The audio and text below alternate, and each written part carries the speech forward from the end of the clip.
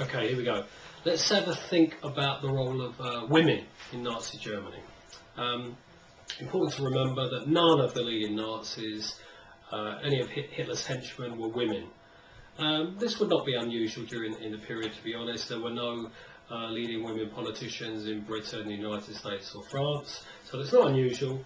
But Hitler was of the opinion, as of were many men during this period, that women's place was at home, certainly not involved in politics. Okay, a bit of background. The Weimar government, before Hitler comes to power, had done many things to encourage women to become part of the workforce. They're very progressive in their attitudes towards women. You could even go as far as saying that they were very liberated in their views of women. The Weimar government gave the vote to women before the British government did, so very progressive in that way. Hitler, of course, is determined to turn things back, if you like, turn back the clock. Under the Nazis, the employment of women, particularly married women, would be actively discouraged. Why do they want to do this? Because for ideological reasons, they think that a woman's place is in the home, bringing up children, looking after the family, looking after the domestic side of things.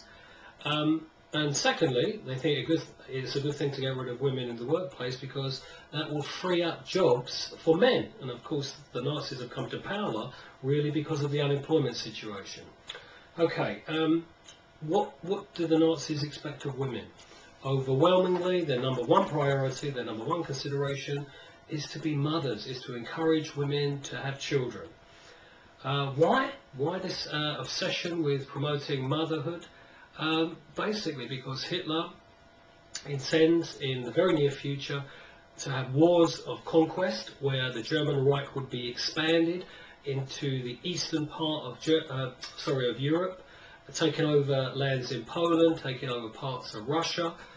This is called Lebensraum because Hitler believes that Germany needs living space, a bigger geographical area, so that he can then shove all of those people out of that area, with the Slavs, the Poles, out of those regions, and then bring in Germans to make Germany bigger, both in terms of the amount of land that Germany owns, but also numerically, because he has this fixation with a bigger population is a strong country. So, encourage women to have babies. How do they go about this? They pass a law for the encouragement of marriage. And what is this? This is basically a system or a series of loans that if you get married, you're entitled to these loans, so a financial incentive for you to get married and of course subsequently to have children. What else do? They closed down all the birth clinics that had been giving women, advice on unwanted pregnancies or even abortions. These are all closed down. Thirdly, there's this whole to us, very strange system of awarding medals according to the amount of babies a particular woman has. And we know, I think you probably recall, that if you had 4 or more children, you were entitled to a bronze medal. 6 or more children, a silver medal. 8 or more children, a gold medal. And these medals will be given out at a ceremony in a town or the village on the anniversary of Hitler's mother's birthday. Again, to promote the idea that motherhood is, the absolute be-all and end-all of a woman's purpose in life. Encourage children, encourage a bigger population. Okay, the Nazis were also concerned to kind of control or dictate women's appearance. They didn't like women having lots of makeup on. They didn't like women dyeing their hair blonde. They didn't like women wearing trousers. They didn't like women wearing high-heeled shoes. They didn't like women smoking. Why don't they want women to smoke? Because they think that will affect their fertility. So the ideal Nazi version of a woman is a woman, obviously the blonde hair, the Aryan features, but the hair tied up in plaits or buns, no makeup, very plain exterior, traditional German clothing, not high fashion. They don't want the woman to be independent. The woman's place is at home. You can sum up their attitude, or they did sum up their attitude with the 3 Ks, Kinder, Kirche, which translates as children, the church, and the kitchen. These were seen as the kind of the main theatres or avenues in which women should concentrate on, or what women should concentrate on. Did the Nazis succeed in their kind of policies towards women? To some extent, certainly. In the early years of the Nazi regime, women do, or some married women do, leave the workforce, and you don't have a rise in female unemployment in the early years of the Nazi regime. Also, you have a slight rise, not particularly significant, but you do have a slight rise in the amount of children that are being born during the early years of the Nazi regime.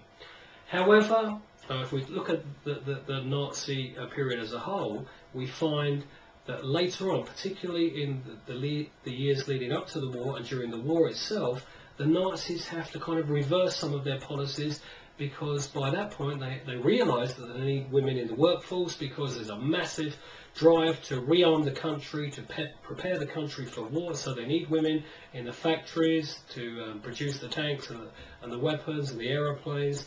So there's a contradiction, a bit of hypocrisy in their message that women should be home looking after the children, when in actual reality, towards the later years of the regime, they're actively pushing women into employment that will feed the rearmament industries, if you like. Okay, quick recap. Women, under the Weimar government, they had been liberated. They were given the vote before lots of women in other European countries, and they were actively encouraged to go to work. The Nazis want to undo all of that work, so they discourage female employment. How do they do that? They give money. If you get married and stay at home and have children, they give loans to women. They pass a law specifically designed to do that. They close all the birth control clinics. They provide medals for women who have, by today's standards, big families, very big families. And they try to control, or try to influence the way women look, act and behave in Nazi Germany. Are they successful? To some extent, but by and large their attitude towards women is contradictory. They don't really succeed in achieving a massive increase in the birth rate, and whilst the war is on the horizon, they begin to let women move back into the workforce, because they need women to work in munitions factories and to gear up for the war, which will come in 1939. Okay, that's the Nazi attitude to women.